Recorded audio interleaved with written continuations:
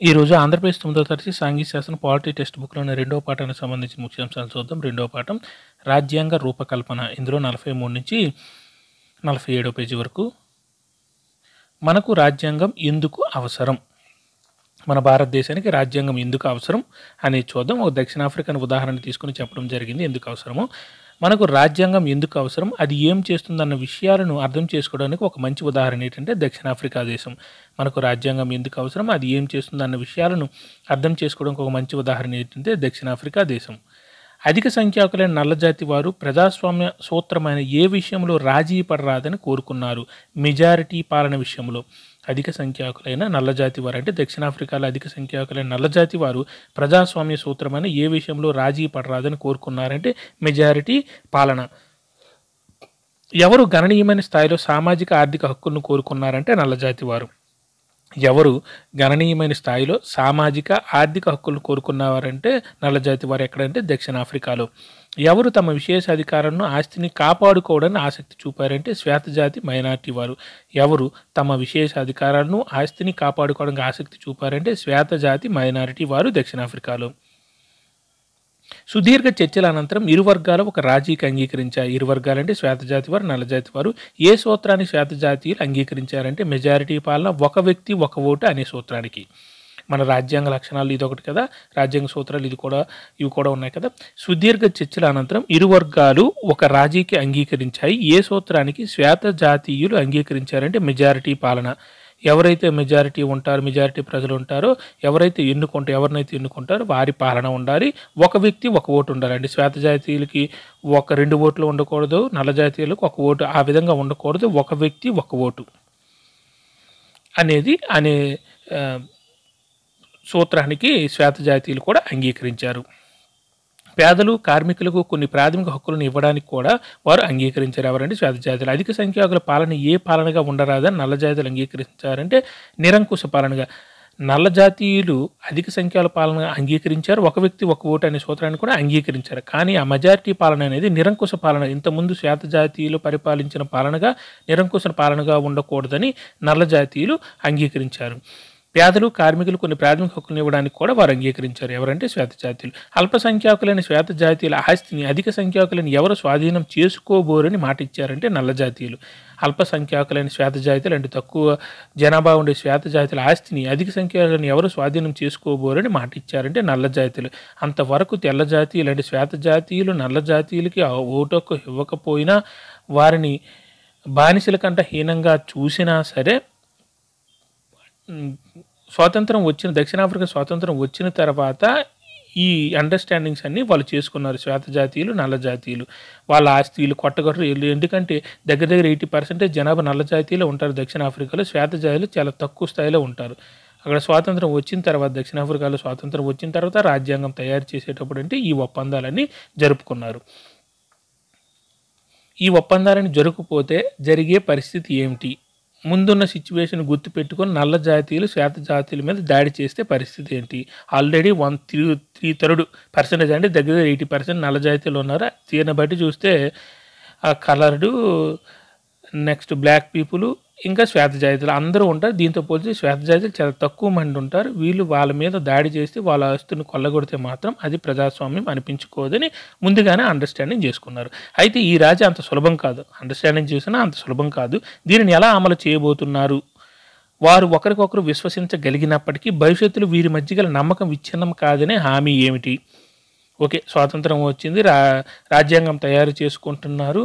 శ్వేతజాతీయులు, నల్లజాతీయులు ఒక అండర్స్టాండింగ్కి వస్తున్నారు. ఈ అండర్స్టాండింగ్ అనేది 1 సంవత్సరం ఉండొచ్చు, 2 సంవత్సరాలు ఉండొచ్చు, 3 సంవత్సరాలు ఉండవచ్చు. అది ముందు భవిష్యత్ కాలంలో అది అలా ఉంటుందా, లేకపోతే ఈ నమ్మకం అనేది విచ్ఛిన్నం కాదనే హామీ ఏంటని అడుగుతున్నారు. మనం చూద్దాం. అటువంటి పరిస్థితులు అంటే విచ్ఛిన్నం హామీ అయ్యే పరిస్థితుల్లో ఇరు వర్గాల మీద నమ్మకాన్ని పెంపొందించడానికి, కొనసాగించడానికి ఇరువురు కట్టుబడి ఉండే విధంగా కొన్ని నియమాలను నిర్దేశించారు. నల్లజాతీయులు, శ్వేతజాతీయులు అందరూ కలిసి రాజ్యాంగాన్ని రూపొందించారు కదా, మనం ఆల్రెడీ నేర్చుకున్నాం. రూపొందించేటప్పుడు ఏం చేశారు, కొన్ని నియమాలను నిర్దేశించారు. వాటిని అందరూ కొనసాగించాలి, అందరూ కట్టుబడి ఉండాలని అనుకున్నారు. భవిష్యత్తులో పాలకులను ఎలా ఎన్నుకోవాలో ఈ నియమాలు తెలియజేస్తాయి. ఈ నియమాలు ఏమేమి తెలియజేస్తాయి ఇప్పుడు చూద్దాం. భవిష్యత్తులో పాలకులను ఎలా ఎన్నుకోవాలి, ఇవి ఎన్నికైన ప్రభుత్వాలు ఎలా పనిచేయాలి, ఏమి చేయకూడదో కూడా నిర్ణయిస్తాయి. ఈ సూత్రాలు అనేవి పాలకులను ఎలా ఎన్నుకోవాలి, ఎన్నుకోబడిన ప్రభుత్వం ఎలా పరిపాలించాలి, ఏమి చేయకూడదు, ఏమి చేయాలి, అంతిమంగా ఈ నియమాలు పౌరుల హక్కులను నిర్ణయిస్తాయి. దీనితో పాటు పౌరుల హక్కులను కూడా అంటే మన భారతదేశంలో పౌరులు ఎలా ఉంటారు, దక్షిణ ఆఫ్రికా పౌరుల హక్కులను కూడా ఇవి నిర్ణయిస్తాయి ఈ నియమాలు. అంతిమంగా ఈ నియమాలు పౌరుల హక్కులను కూడా నిర్ణయిస్తాయి. గెలిచిన వారు వీటిని సులభంగా మార్చలేనప్పుడు మాత్రమే ఈ నియమాలు పనిచేస్తాయి. నెక్స్ట్, ప్రభుత్వం మారిన తర్వాత లేకపోతే 5 సంవత్సరాలు ఒక ప్రభుత్వం ఉంది, లేకపోతే 6 సంవత్సరాలు ఒక ప్రభుత్వం ఉంది, ఈ నియమాలు మార్చడానికి అవకాశం ఉండకూడదు. అవకాశం ఉంటే మాత్రం ప్రభుత్వాలు వస్తే వాళ్ళకి నచ్చినట్టుగా నియమాలు మారుస్తారు, దేశాన్ని దోచుకుంటారు. లేకపోతే శ్వేత జాతీయులు ఏమైనా ప్రభుత్వంకి వస్తే ముందులాగే బానిసల్లాగా నల్ల జాతీయులు తయారవుతారు. ఇప్పుడు ఈ రాజ్యాంగం తయారు చేసేటప్పుడు వాళ్ళు ఏం చేశారంటే ఈ నియమాలు మార్చే పరిస్థితిలో ఉండకూడదు. దక్షిణాఫ్రికా ప్రజలు చేసింది ఇదే. ఇవన్నీ నియమాలు వాళ్ళు కొన్ని కట్టుబాట్లు పెట్టుకున్నారు, కొన్ని నియమాలు పెట్టుకున్నారు. వాటిని వచ్చిన ప్రభుత్వం ఎలా పాటించాలి, ప్రభుత్వాన్ని ఎలా ఎంచుకోవాలి, వచ్చిన ప్రభుత్వం వీటిని ఎలా పరిపాలించాలి ప్రజలు అనేది ఈ నియమాల్లో ఉంటాయి. మళ్ళీ ఆ నియమాలు కూడా మార్చలేని పరిస్థితిలో ఉండాలి. ఏ ప్రభుత్వం వచ్చినా ఆ నియమాలను మార్చరాదు అనే స్థితిలో ఉంటాయి. దక్షిణాఫ్రికా ప్రజలు చేసింది ఇదే పని దక్షిణాఫ్రికా ప్రజలు చేశారు. వారు కొన్ని ప్రాథమిక నియమాలపై అంగీకారానికి వచ్చారు. ఈ నియమాలే అత్యున్నతమైనవిగా, ఏ ప్రభుత్వం వీటిని విస్మరించజాలదని కూడా అంగీకరించారు. ఇటువంటి ప్రాథమిక నియమాల కూర్పుని ఏమంటారంటే రాజ్యాంగం. ఇటువంటి ప్రాథమిక నియమాల కూర్పుని ఏమంటారంటే రాజ్యాంగం అని అంటారు. వీటిని మార్చలేము, ఏ ప్రభుత్వం వీటిని విస్మరించకూడదు. రియల్గా చెప్పాలంటే విస్మరిస్తూ ఉంటాయి, కానీ రాజ్యాంగం ప్రకారం కొంత నడుస్తూ ఉంది. రాజ్యాంగాన్ని తయారు చేయటం దక్షిణాఫ్రికా మాత్రమే ప్రత్యేకం కాదు. ప్రతి దేశంలోనూ విభిన్న సమూహాల ప్రజలు జీవిస్తుంటారు. వారి మధ్య గల సంబంధం దక్షిణాఫ్రికాలోని శ్వేత నల్లజాతుల మధ్య గల సంబంధాలంతా చెడ్డవి కాకపోవచ్చు, కానీ ప్రపంచమంతటా ప్రజలకు విభిన్న అభిప్రాయాలు, అభిరుచులు ఉంటాయి. రాజ్యాంగాన్ని తయారు చేసిన దక్షిణాఫ్రికా మాత్రమే ప్రత్యేకం కాదు, మన భారతదేశానికి కూడా రాజ్యాంగం ఉంటుంది. కానీ దక్షిణాఫ్రికాలో నల్ల జాతీయులకు తెల్ల జాతీయులకు ఉన్నంత ద్వేషం ఏ దేశానికి కూడా పెద్దగా ఉండదు. అక్కడ ఉండే మన భారతదేశం అనుకోండి, ముస్లింలు, క్రైస్తవులు, హిందువులు ఉంటారు, వివిధ రకాల జైనులు, బౌద్ధులు కూడా ఉంటారు మన భారతదేశంలో. కానీ అంత విద్వేషాలు మాత్రం మన భారతదేశంలో ఉండవు. కానీ ప్రపంచమంతటా ప్రజలకు విభిన్న అభిప్రాయాలు, అభిరుచులు ఉంటాయి. ఒక్కొక్కరికి ఒక అభిరుచులు ఉంటాయి. ప్రజాస్వామ్య దేశమైనా కాకపోయినా ప్రపంచంలో చాలా దేశాలకు ఈ మౌలిక నియమాలు ఉండవలసిన అవసరం ఉంది. ఒక దేశం ప్రజాస్వామ్య దేశమైనా ప్రజాస్వామ్యేతర దేశమైనా సరే ఈ మౌలిక నియమాలు, కొన్ని నియమాలు ఉంచడం అనేది అవసరం. ఇది కేవలం ప్రభుత్వాలకు వర్తించేది కాదు, ఏ సంఘానికైనా ఏం అవసరం అంటే రాజ్యాంగం. ఈ నియమాలన్నీ ఒక ప్రభుత్వానికి వర్తించిన సంఘాలకు కూడా వర్తిస్తాయి. ఈ సంఘానికి ఏం అవసరం అంటే ఇటువంటి నియమాల కల మనం రాజ్యాంగం అనేది అవసరం.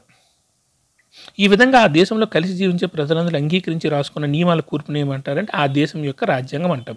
ఈ విధంగా ఒక దేశంలో జీవించే ప్రజలందరూ అంగీకరించి రాసుకున్న నియమాల కూర్పుని ఏమంటారంటే ఆ దేశం యొక్క రాజ్యాంగం అంటారు.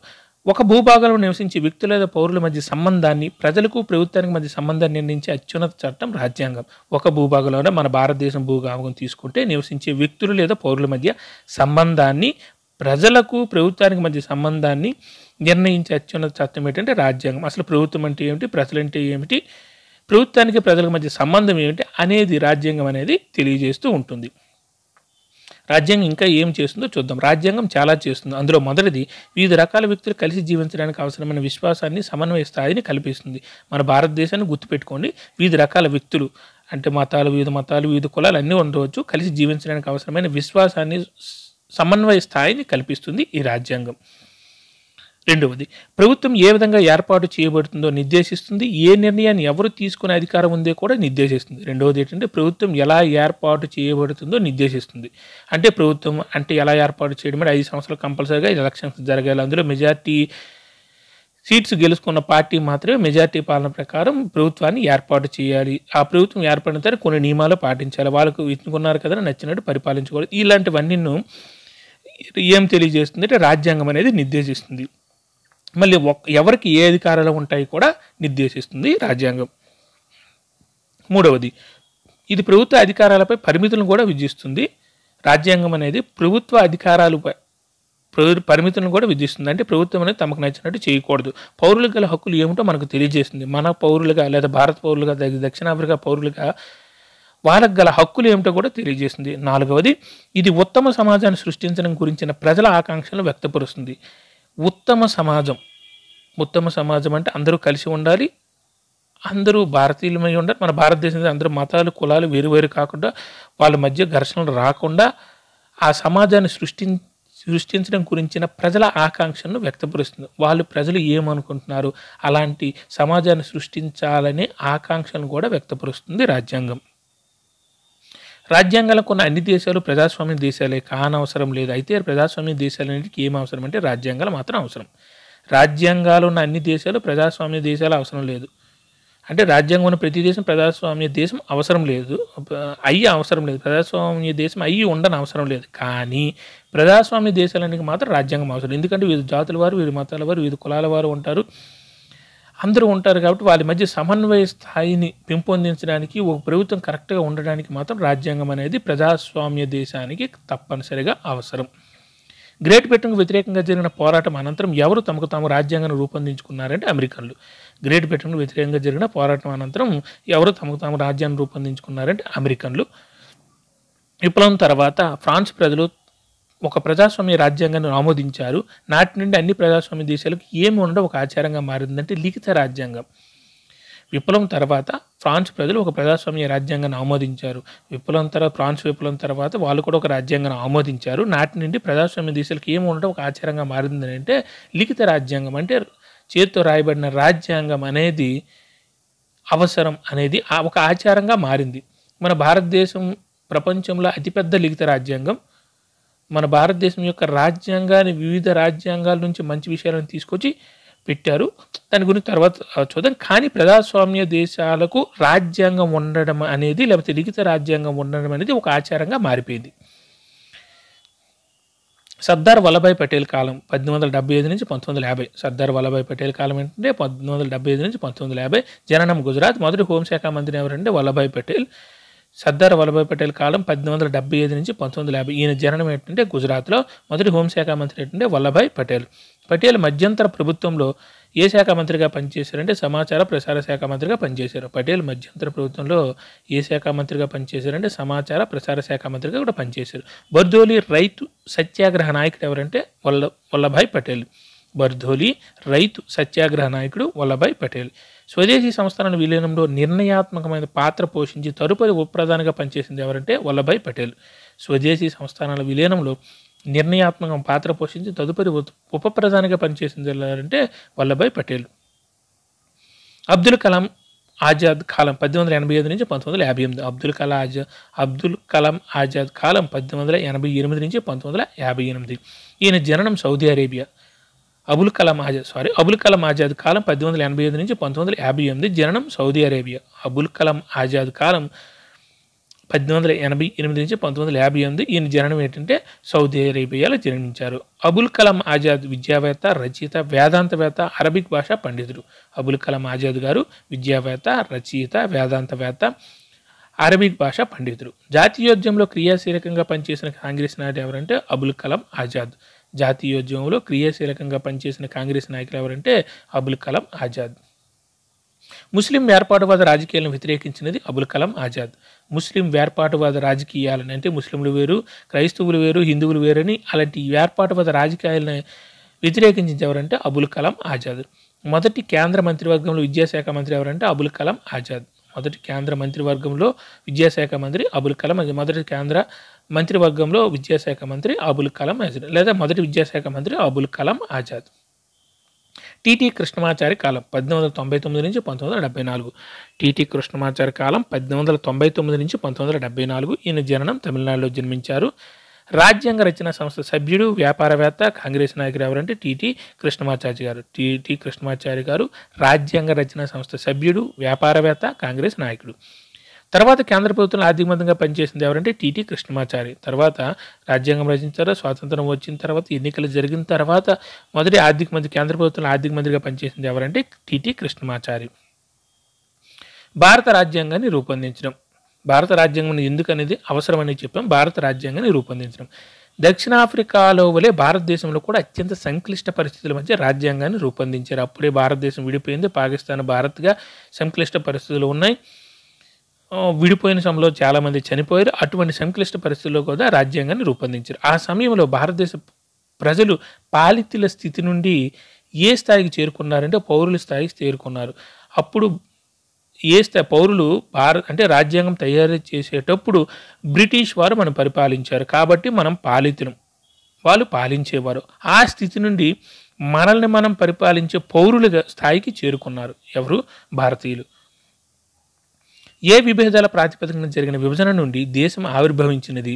ఇది భారత్ పాకిస్తాన్ ప్రజలకు బాధాకరమైన అనుభవం. మతపరమైన విభేదాలు, ముస్లింలు లేదా హిందువులు, ఈ విభేదాలు అంటే మామూలుగా మనకు తెలిసినంత వరకు మతపరమైన విభేదాల ప్రాతిపదికన జరిగిన విభజన నుండి దేశం అనేది మనకు ఆవిర్భవించిందని తెలుస్తూ పాకిస్తాన్ భారత్గా విడిపోయింది. ఇది భారత్ పాకిస్తాన్ ప్రజలకు బాధాకరమైన ఒక అనుభవం. విభజన సంబంధిత హింసలో సరిహద్దుకి ఇరువైపులా కనీసం ఎంతమంది మరణించారంటే 10 లక్షల మంది. విభజన సంబంధిత హింసలో సరిహద్దుకి ఇరువైపులా కనీసం ఎంతమంది మరణించారంటే 10 లక్షల మంది మరణించారు. అదే సమయంలో మరొక సమస్య వచ్చింది. స్వదేశీ సంస్థానాలు భారత్లో విలీనం కావాలా లేదా పాకిస్తాన్లో విలీనం కావాలా లేదా స్వతంత్రం కొనసాగలేదా అన్న విషయాన్ని బ్రిటిష్ వారు ఏ పాలకులకు విడిచిపెట్టారంటే స్వదేశీ సంస్థానాల పాలకులకు. భారతదేశం విడిపోయే టైంలో స్వదేశీ అంటే పాకిస్తాన్ భారత్లుగా విడిపోయింది, కానీ స్వదేశీ సంస్థాన పాలకులు మాత్రం మీరు నచ్చితే భారత్లో విలీనం అవ్వండి లేదా పాకిస్తాన్లో విలీనం అవ్వండి లేదా మీరు స్వతంత్రంగా కొనసాగుతారా అన్న విషయాన్ని బ్రిటిష్ వారు ఏం చేశారంటే స్వదేశీ సంస్థానాల పాలకులకే విడిచిపెట్టేశారు. అంటే స్వదేశీ సంస్థల పాలకులు విడిచిపెట్టారంటే భారతదేశం అనేది ఒక యూనియన్ ఆఫ్ ఇండియా, అంటే అన్ని రాష్ట్రాలు కలిపి ఒక భారతదేశం ఒక గుండెకాయలా ఉండాల్సింది ఏం చేశారంటే లాస్ట్ మినిట్లో ఇలాంటి చిన్న చిన్న తప్పు కాదు, పెద్ద పెద్ద తప్పులన్నీ చేశారు. ఆ స్వదేశీ సంస్థల నాయకులు ఏం చేస్తున్నారంటే ఆ రాజ్యాంగం తయారు చేసే లేకపోతే భారతదేశం స్వాతంత్రం వచ్చే టైంలో మామూలు మేము ఉంటాం, మేము భారతదేశంలో కలం, భారతదేశాన్ని స్వాతంత్రం తెచ్చుకుంది అందరూ కలిసి ఉండడానికి కదా. మళ్ళీ బ్రిటిష్ వారు స్వదేశీ సంస్థల నాయకులు మీరు స్వతంత్రంగా ఉండని చెప్తే వాళ్ళకి నచ్చినట్టు వాళ్ళు ఉంటానంటారు, భారతదేశంలో కలవను అంటారు. ఇదో పెద్ద సమస్య. ఈ స్వదేశీ సంస్థల విలీనంతో చాలా కష్టమైన అనిశ్చితితో కూడుకున్న విషయం. దీనిని రచిస్తున్నప్పుడు దేశ భవిష్యత్తు ఇప్పటిలా సురక్షితంగా కనబడలేదు. రాజ్యాంగ నిర్మాతలకు దేశం యొక్క అప్పటి పరిస్థితి గురించి భవిష్యత్తును గురించి ఆందోళన ఉండేది. రాజ్యాంగాన్ని ఇప్పుడు రాజ్యాంగం తయారు చేసేటప్పుడు ఈ స్వదేశీ సంస్థల విలీనం చాలా కష్టమైన అనిశ్చితితో కూడుకున్న విషయం అన్నమాట. దేనిని రచిస్తున్నప్పుడు అంటే రాజ్యాంగం రచిస్తున్నప్పుడు దేశ భవిష్యత్తు ఇప్పటిలా సురక్షితంగా కనబడలేదు. దేశ భవిష్యత్తు ఇప్పుడు ఎలాగైతే సురక్షితంగా ఉందో అప్పటికంటే ఇప్పుడు కంపారిజన్ తీసుకుంటే సురక్షితంగా ఉండే అప్పుడు మాత్రం అలా లేదు. ఒకటి స్వదేశీ సంస్థానాలు మేము ఉంటాయంట, ఒక పాకిస్తాన్ విడిపోయింది, ఆ సరిహద్దు ప్రాంతాల్లో చాలామంది జనాలు చనిపోతున్నారు. ఇటువంటి పరిస్థితుల్లో మన రాజ్యాంగాన్ని తయారు చేశారు. ఈ రాజ్యాంగ నిర్మాతలు దేశం యొక్క అప్పటి పరిస్థితి అంటే అప్పుడు రాజ్యాంగం తయారు చేసినప్పుడు పరిస్థితి గురించి భవిష్యత్తును గురించి ఆందోళన ఉండేది. అప్పుడు రాజ్యాంగం తయారు చేసేటప్పుడు భవిష్యత్తులో ఇలాంటి తగాదాలు వస్తే మన భారతదేశం అనేది విడిపోతుంది, అటువంటి పరిస్థితులు వచ్చినప్పుడు ఏం చేయాలి, లేకపోతే ఇప్పుడు పరిస్థితులను బట్టి ఇప్పుడు పరిస్థితుల నుంచి కాదు నెక్స్ట్ ఒక 100 సంవత్సరాలు 200 సంవత్సరాలు 300 సంవత్సరాలు ఒక 1000 సంవత్సరాల వరకు భారతదేశం అలాగే ఉండాలి అంటే వాటిని దృష్టిలో పెట్టుకుని మనం రాజ్యాంగాన్ని తయారు చేయాలని, లేకపోతే అలా చేయకపోతే రాజ్యాంగం తయారు చేయడం వృధా అని, లేకపోతే భారత ప్రజలకు న్యాయం చేసిన వాళ్ళం కాదు అని చెప్పి అప్పుడు ఆందోళన చెందుతూ ఉండేవారు. అటువంటి మంచి ఆలోచన వచ్చింది, మనకు ఒక మంచి రాజ్యాంగం వచ్చింది. ఇప్పటికి కూడా మన హక్కులు మనకి ఉంటున్నాయంటే కారణం ఏంటంటే వాళ్ళ యొక్క కృషి ఫలితమే. Thank you.